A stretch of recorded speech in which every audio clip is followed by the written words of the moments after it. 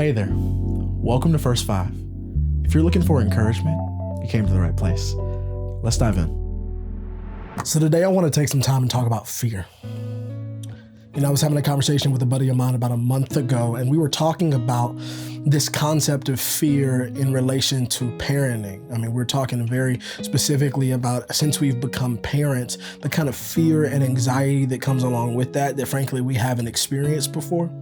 I think prior to having humans rely on you, being dependent on you in that way, there's this almost invincibility that exists.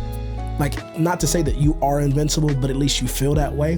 When I was single and didn't have any kids, there was an invincibility that I felt almost, where I wasn't super concerned about my well-being, or I wasn't super concerned. I was, but I wasn't.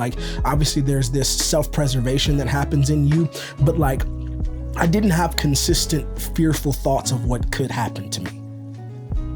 That wasn't present when I was just single by myself. And then when I got married and kind of the burden of responsibility of caring for another human being came onto my plate, some of that fear started to stoke up, but it really got kicked into gear when I had kids. Because then I began to really be fearful for what could happen. When I go on business trips and I'm flying somewhere to go speak or something like that, there's this anxiety that comes up about the concept of what happens if something happens to my family. What if something happens to my kids? What if something happens to my wife while I'm gone? Would it have been me? Am I the one that's at fault because I chose to leave and I had to go do this for work? If something happens to them, and this fear and this low grade, sometimes high grade anxiety rises up in you because there is this fear of loss. Things are much closer to you. People are much closer to you in that season of life, in this season of life for me. And so this fear rises up, and I've been really, if I'm just being honest with you, struggling as to what to do with it. So if you find yourself in this position, maybe you have experienced this, just know you're not alone. That there is this inherent fear that has come along in my life, along with being a father and being a husband, that there's this fear of what could happen, this fear of experiencing great loss. There is fear, and I'm wondering what to do with it. Now, I don't want to dismiss your fear. I don't want to, just turn the dial and say your fear is over with and there's nothing else to be worried about anymore. Your fear is real and your fear is valid. And I believe for those of us who are people of faith, there's place in our relationship with God for that fear. God can handle all of our emotions. Therefore, we can have that fear be present at the same time we're experiencing great joy and great love and all the other wonderful emotions. But fear is something that I feel like we've got to figure out what to do with it. And I feel like there's this verse that talks about perfect love cast out fear. That there's no fear in perfect love, but rather perfect love expels fear. It literally causes fear to leave. Now, that doesn't mean that you can't have this emotion of fear. I actually think that's quite human. It's quite human for me to fear for the well-being of the people I love.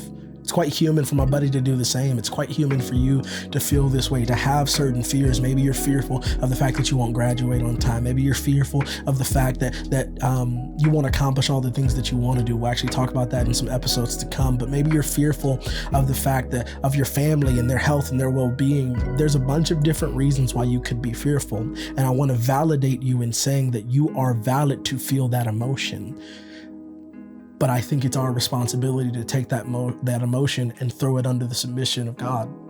It's our responsibility to allow God to help bring peace in the place of fear.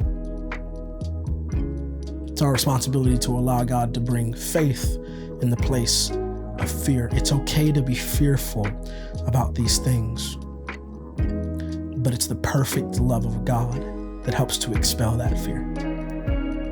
It doesn't mean it's not going to come and go. It doesn't mean you're not going to have moments of it. It's just that in perfect love, when you are aware of the perfect love of God, when you are living and swimming and existing in this love, fear has a really hard time existing alongside it. That when you are overwhelmed with the sense of love and care and peace and joy and all the goodness that comes along with relationship with God, it's really difficult to have fear live in that place as well. So what does it look like for you today to be overwhelmed by the positive? Let's talk about that. In place of fear, how can you be overwhelmed by the positive? How can you tell yourself the truth?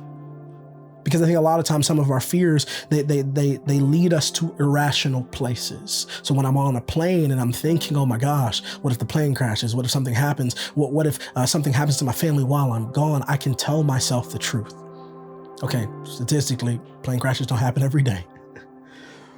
I can tell myself the truth. Hey, my family is covered.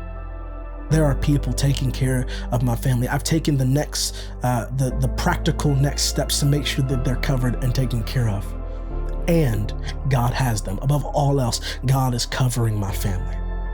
So what does it look like for you to tell yourself the truth? In the middle of the difficult situation that you're facing, what does it look like for you to tell yourself the truth? In the middle of your work situation, will you tell yourself the truth? Yes, this is difficult. Yes, this is hard. But is this really worthy? Like, you really gonna lose your job over the mistake that you made? Especially if you're honest and open and transparent about it.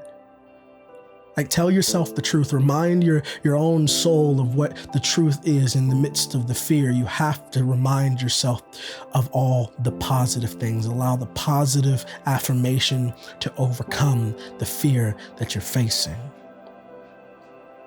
Would you allow the positive to overwhelm your fear?